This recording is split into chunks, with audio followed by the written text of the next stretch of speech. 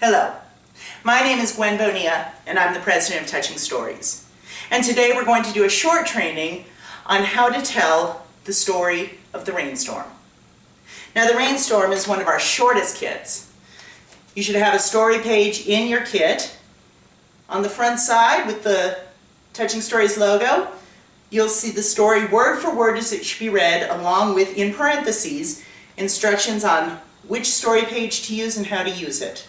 And on the back, the order of the story pages, prepping the story kit, tips for what to do before you begin telling, and then some reminders, tips for telling. So today we're going to go through the story itself and just demonstrate how it's used and variations that you can try if you'd like. One night, Frankie woke up to a horrible sound.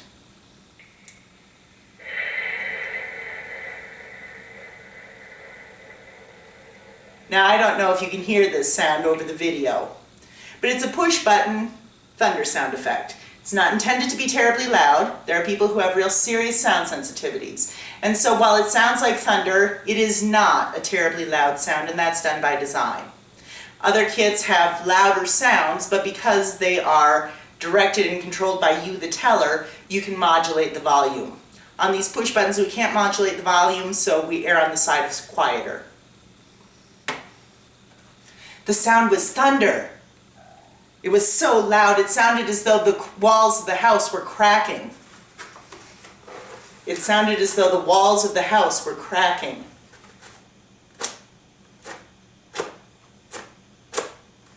So cover up this knob with your hand, so it looks as though it's a wall rather than a piece of board with a knob on it. Cover up the knob with your hand and just slide it over. There's a stop at the end here that will keep you from having it slide all the way off. But it makes it look as though the walls of the bedroom are cracking, just as Frankie imagined. A flash of lightning lit up the room. Now this goes on long enough that you're not going to be able to have each participant actually do the start of the lightning. You'd be waiting far too long. So with this one, take it around one by one to each participant, just like you do with all of our story kit pages.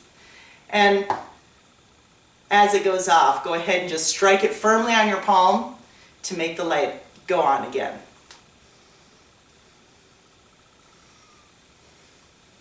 Now, if you'd read the prep, you would know that I should have already had this on my shoulders before we went ahead and started telling the story.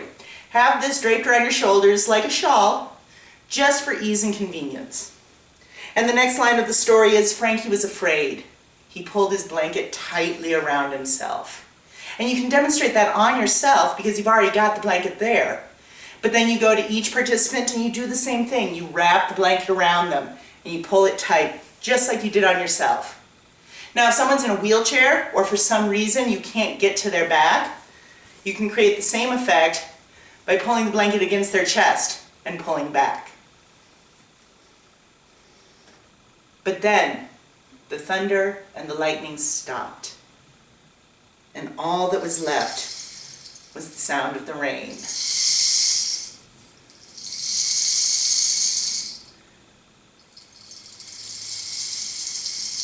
Now this is just a rain stick, very common in the Southwest where we come from here.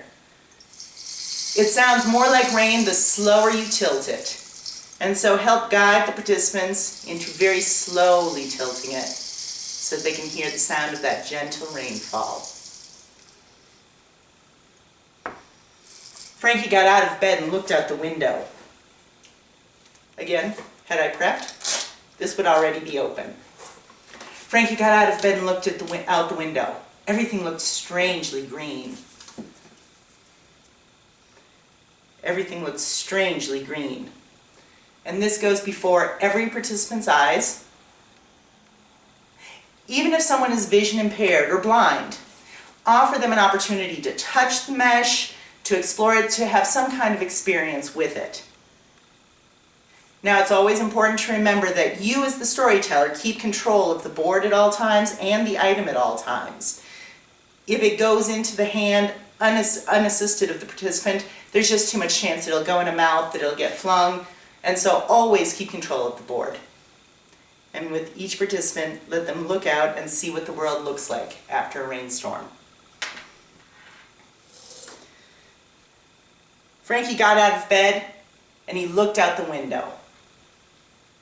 And you'll notice as I'm looking down, I've got the story page right here in front of me. Feel free to do that. Ultimately, you will be able to memorize this story. This is one of our newest ones, which is why I don't have it memorized yet. But don't be afraid to stop and pause and look down and make sure that you know where you are. There's no harm in it, and it's an easy way to stay on track and not get lost. He went outside. The wet grass tickled his bare feet. Now, I don't know how well you can see this, but this is a really, really beautiful AstroTurf that was donated to us by a great organization called Greens with Envy. Now, what you didn't see is that before, as part of my prep, I sprayed this with a little bit of water. Not a ton. You saw what I did just now. About 5 squirts is enough to make this feel nice and damp and recreate that sense of wet grass, but not enough to saturate the board and cause damage. And the whole world smelled fresh and new. Now again, you'll see this is just soil in the bottom of this. We tried really hard to come up with a scent that would, an essential oil that would recreate the scent of fresh rain. Everything came out smelling perfumey, and when we started talking about it, that smell of fresh rain is really the smell of wet soil. And so again, as part of your prep, just squirt a couple squirts in there, not much, and it releases that wonderful fresh rain scent. Eventually, this scent will fade. The soil will get depleted. The nice thing is that right outside your back door, you've got plenty of replacement. And that's the end of the story of the rainstorm. Feel free to practice with your own kid. Feel free to watch this video over and over again. And please feel free to contact me with any questions. My email address is gwen@touchingstories.org. Thank you.